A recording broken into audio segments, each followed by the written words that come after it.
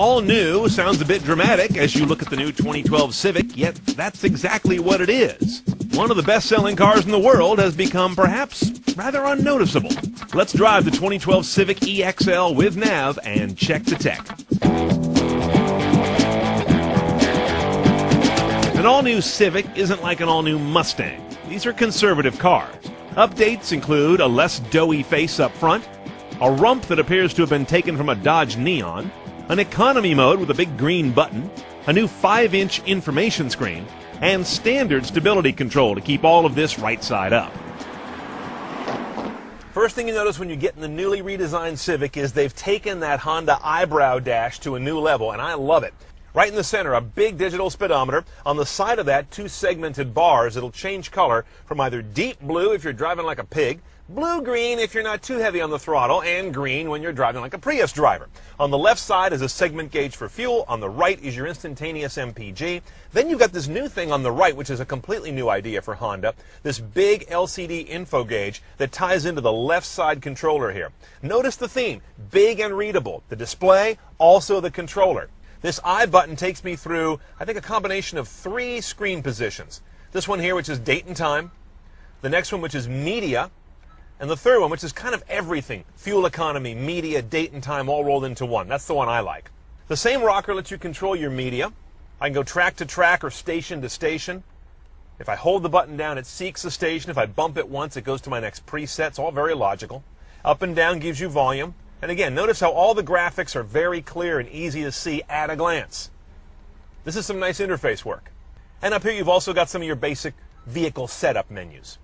On the right-hand side of the wheel is a similar controller for cruise control, and then down here I've got my hands-free calling and my voice command button, which still remains kind of separate in a Honda, which never made any sense to me. This also doesn't make any sense. Why the hell do I have a huge tachometer in this car with an automatic? Get rid of it. There's got to be something else we can put there. Maybe not, because everything I care about is up on the eyebrow. Over here's the economy button. This car has either a regular mode or push the green button, and you now have got a wimpy car. It tailors back all of its driving responses to encourage you to use less fuel.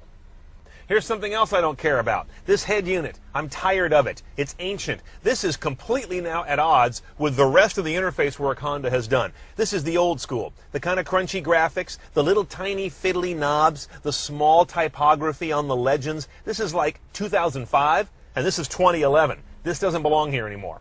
The navigation system is entirely serviceable. It's just not any fun to deal with. You do have live traffic here under the little tiny information button. That'll show up as a list or on the map. Same dopey controller Honda's had for years, but I think it's actually gotten smaller. This little mushroom cap thing, what's the point in a car? Your optical disc is up here. And among your audio choices are that CD, AM, FM, XM radio, no HD radio. And I've also got my USB pigtail down here. Auxiliary analog is up here. And once I get a phone paired up, I have Bluetooth streaming as well as hands-free calling. Audio output is straightforward, 160 watt amp. That's it. No subs, no surround, and no factory choices for an upgrade, not even on this high-trim car. One transmission only on this EXL high-trim car. It's this 5-speed automatic. Relatively few gears for this day and age. No rear-view camera, standard or optional on a Civic still. No shifty thing, no gate, no paddles, no nonsense. This is not a race car. It's meant for getting around. Okay, in the engine bay, it's garden variety classic Honda stuff, which is a good thing. This car is about getting around efficiently for like 300,000 miles. And this is the kind of motor that does it. A not overstressed 1.8-liter inline-4, sitting side saddle, driving the front wheels, 140 horsepower, 128 foot-pounds of torque. Gets this guy up to 60 in about 9.2 seconds, which is not the point on a basic Civic. MPG is. They deliver there at 28 city, 39 highway. 39 highway, one shy of the magic 40. That's got to be killing them. Now compare those MPG numbers to the outgoing 2011 Civic, and you'll see they're 2 to 3 miles per gallon better on a car with an automatic. Nice, but nothing dramatic. Okay, let's drive our eminently civilized Civic EXL. Again, high-trim car here. But most importantly, a Civic is a transportation device. The athleticism of this car isn't the point. You get a Civic Si for that. Now, as I mentioned, the 5-speed transmission would appear to be a liability on paper, And the economy button here is one of interest. So let's see how those two work together. The nearest thing you've got to a sport position is D3. If you do that, you kind of drop out of economy mode. The car automatically says you're not driving greenly. So I'll leave it in D, and I'll test it with and without this economy thing on. Here's an on-ramp. It's gutless with economy off. Let's put it on.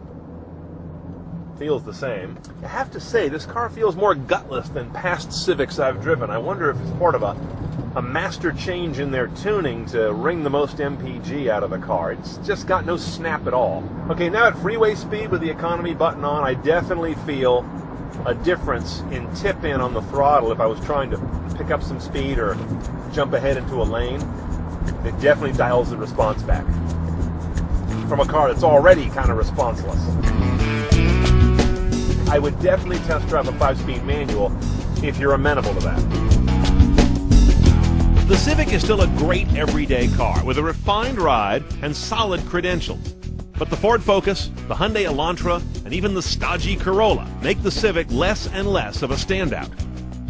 A 2012 Civic EXL is going to run you about $22,700 out the door with destination. This is the high trim model, of course.